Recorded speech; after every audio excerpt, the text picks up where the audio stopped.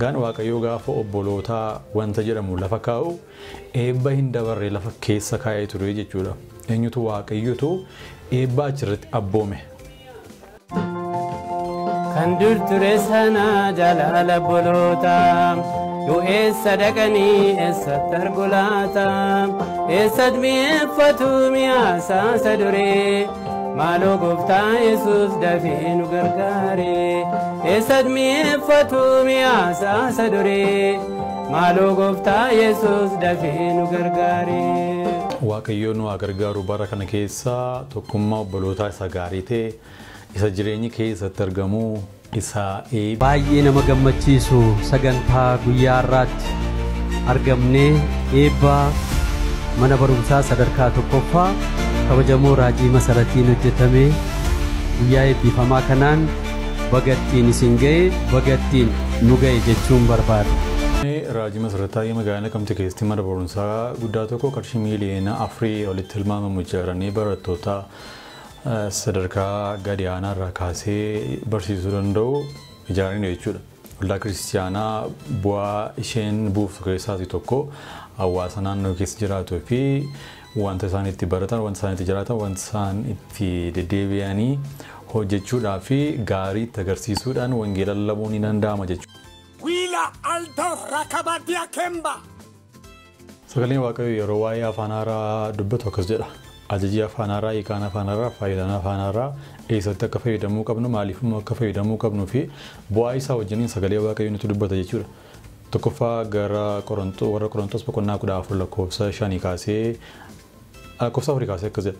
Yooyaa ashamaa akkam jirtu nagaaf jaalalee Waaqayyoo bakka jirtan hundumaatti isiniif haa baay'atu. Kun YouTube chaanalii Boonsaa Addisuu Guuteetii haaraa yoo taatan subscribe gochuudhaan maatii keenyatti dabalamaa viidiyoowwan nuti yeroo yerootti gadhiisnu dafanii akka isin ga'aniifis mallattoo bilii banaa gochuu hin dagatinaa. Har'as viidiyoo reakshinii kan biraatiin deebinee walitti dhufnee jirra.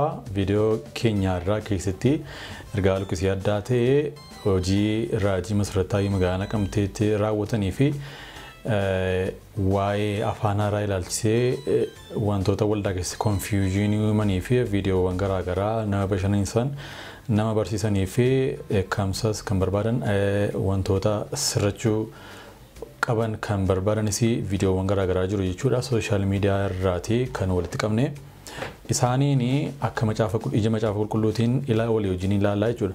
Haga xumura sagantaa keenyaatti nu waliin turaan affeerraa keenya jaalalaatti. Jalqaba viidiyoo kana irratti luqqisii tokko isiniif dubbisnaa innis akkas jedha.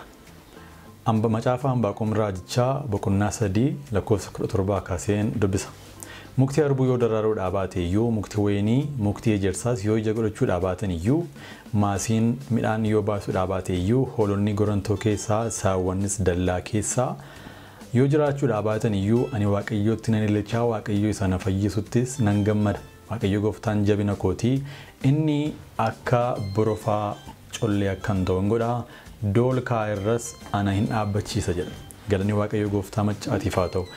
Wanta hundumaa keessatti Waaqayyo jabina keenyadha. Inni akka borofa collee akka taanu doolkaa irras nu hin dhaabbachiisa jechuudha. Galanni Waaqayyo gooftaa maccaatiif haa ta'u. Har'a yookaan amma ergaa daansiif qaba.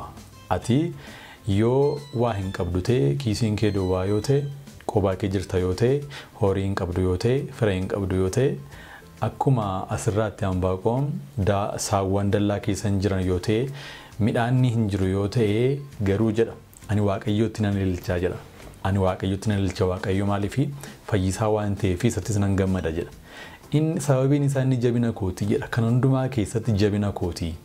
Eenyutu Waaqayyootu jabina kootii jedha. Kanaafiyyuu inni akka borofa collee akkan ta'u hin godha gaara galataa irrattis ana hin dhaaba jedha. Galanni Waaqayyo gooftaa maccaatiif haa ta'u. Har'a wanta jirtu keessa jiraattee Waaqayyo jabina kooti jedhi. Waaqayyo gargaaraa kooti jedhi. Waaqayyo isa ilaalee jabaachuu nan danda'a jedhi. Isa argee nama haaraa ta'uu nan danda'a jedhi. Isa argee akka haaraatti restored akka haaraatti humna haaraa argadhee haara'ee akka konkolaataan nadaajii yookaan immoo beenzila argatee akka haaraatti jabaatee ka'u akkasuma Waaqayyoon abdadhee Waaqayyoon amanadhee jabina kooti jedhee nan haaraa jedhiitii ofirratti dubbadhu. Yeroos maal si godha yeroo Waaqayyootti amanatu Waaqayyo maal godha akka borofa collee gaara irra si dhaabu si burraaksisa iddoo galataa irratti dhaabaa jechuudha. Ofirra dabartee warra kaaniitii fi waaqayyo namanachuun bu'aa akka qabu himta jechuudha. Guyyaa galataa tokko waaqayyo siif hin qopheessa. Ameen.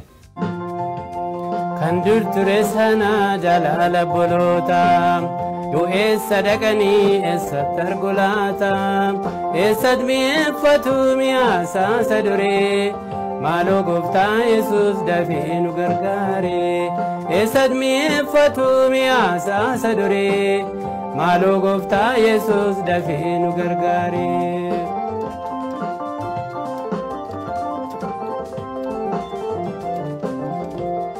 Jireenyi ni moofaanidha biyya lafaa keessa yommuu ba'u lapheesaa qabataa jaalalli inni akka abidda boba'u jireenya isaa seenee isa keessatti ibsa ifni urjii baree hafuurri qulqulluun isarraa qulleessaa ture cubbuu duree kan dur ture sana jaalala obboloota yoo eessa dhaqanii eessatti argu laata eessatti mi'eeffatu mi'aasaa duree maaloo gooftaa Yesuus dafee nu gargaare eessatti mi'eeffatu mi'aasaa duree maaloo gooftaa Yesuus dafee nu gargaare. Macaafa faarfannaa boqonnaa 133 lakkoofsa 1 akkas jedha. Kan inni dubbatu waa'ee jaalala obbolootaadha. Faarfataan keenya jaalatamaanii Tafariyaan Goosesee waa'ee makana irratti hundaa'e kan inni faarfatu waa'ee jaalala obbolootaa jechuudha. Isa durii sana eessaa argatu laataa jedhee dubbata. Dhugumayyuu tokkummaa obbolootaa isa jaalatamaa isa waliif dhimmuun keessa jiru isa durii sana eessaa argatama laata. Dhuguma dhugaa dubbachuudhaaf bara kana argachuun ni ulfaata. Garuu sagalee waaqayyoo immoo akkas jedha.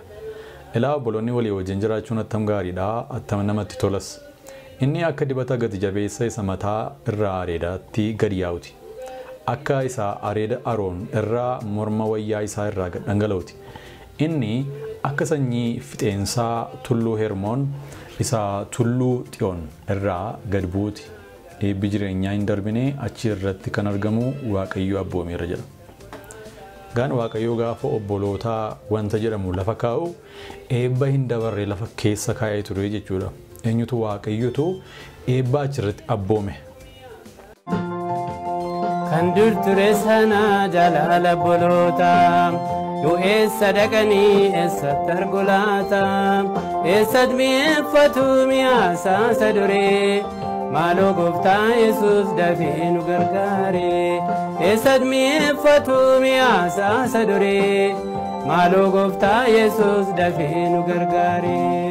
Waaqayyo nu haa gargaaru bara kana keessa tokkummaa obbolootaa isa gaarii ta'e isa jireenyi keessatti argamu isa eebbi hin dabarre isa waaqayyo irratti abboome sana isa keessatti argamu sana argachuu akka dandeenyutti waaqayyo gooftaan macaanu hunduma keenyaa gargaaru. Gaan barichaa bitaa kan jedhu sagalee waaqayyo keessatti barreeffamee jira. Bara dhumaa kanatti jaalalli badaa adeemaa namni walirratti hammaachaa adeemaa namni waan gaarii waliif yaaduun hin jiru jechuudha. Bakkee miti keessuma waldaa keessatti jechuudha. Egaan waaqayyo baricha bituu akka dandeenyu nu abboomeera karaa macaafa qulqulluu jechuudha. Kanaaf hin jibbina akkuma namaa baricha keessatti jaalala dhiisne utuu hin taane qooda jibbuu jaallannaa qooda hammeessuu ofitti qabnaa jechuudha. Warra jaalala hin beekne mataa isaaniillee jaalala barsiisna. Nama hundumaaf iyyuu gaarii taanaa jaalala agarsiisnaa akkuma ofii keenyaa goonutti isaaniif goona. Waan nurratti akka hin godhamu hin barbaanne sana namarrattis hin goonu jechuudha. Waan ofii nuuf akka ta'u barbaannus immoo namootaaf goonaa jechuudha. Waaqayyo tokkummaa obboloota isa gaarii isa waaqayyo eebba irratti abboome sana dibati gati jabeessii keessatti irratti dhangala'u sana gati jabeessa kan ta'e jaalalli kan keessa jiru sana waaqayyo nuuf haa kennu. Wanta akkas bu'uura qabu kun itti fufee dhaloota gargaara. Macaafni qulqulluun iyyuu sabni koo beekumsa dhabuurraa kan ka'e jalaa badee jedha. Namni hin baratu taanaan itti fufuun biyyichaa gaaffii keessa jira. Kanaaf kun seenaan irraanfatamne yookaan wanta itti fufee dhaloonni itti qaramaa adeemu waan ta'eef boriyyuu iftaaniyyuu waanuma akkasii hojjechuu ittan fufa kun mul'ata koo waan ta'eef Waaqa biratti saba biratti baay'ee nama gammachiisu sagantaa guyyaa har'aatti argamnee eebba mana barumsaa sadarkaa tokkoffaa kabajamoo raajii masaratiin hojjetame guyyaa eebbifamaa kanaan bagattiin isin ga'e bagattiin nu ga'e jechuun barbaada. Raajii masarataa magaalaa Naqamtee keessatti mana barumsaa guddaa tokko qarshii miliyoona 4 olitti tilmaamamu ijaaranii barattoota sadarkaa gadi aanaa irraa kaasee barsiisuu danda'u ijaaranii jechuudha.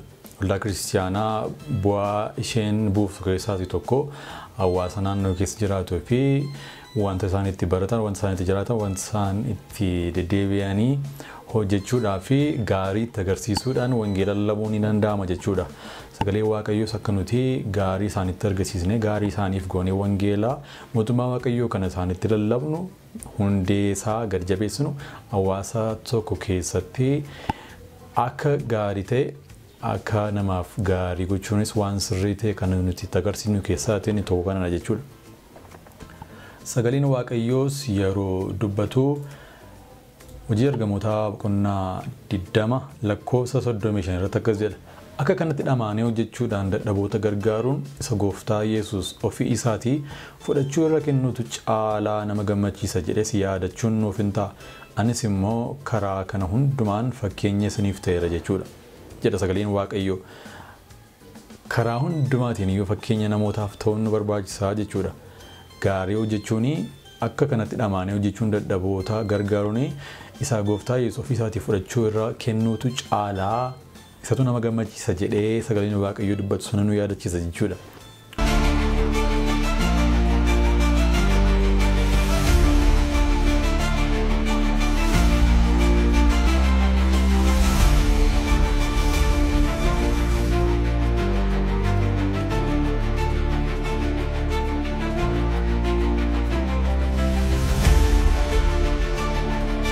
Maqaan koo Naansi Tsaggaayeen jedhama.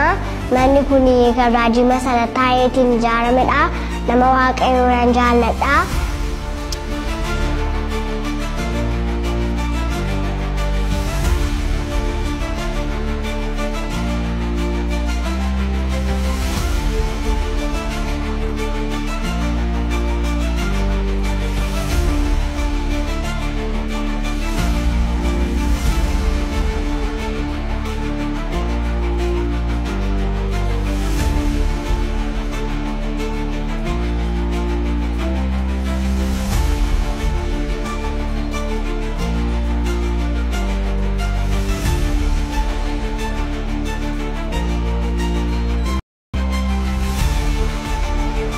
Mana barumsaa kana ijaarree xumuruudhaaf birrii miliyoona 4,600,500 fi birrii 11 saantima 20tu itti ba'ee gargaarsa Waaqayyootiin jechuudha.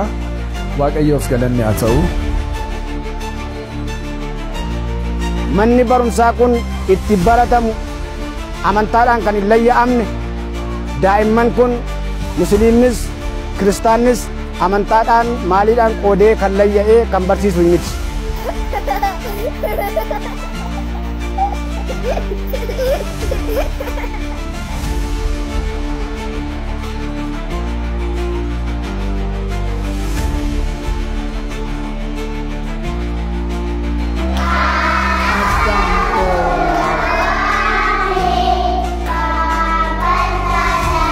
Mela kabanda sobaya diano.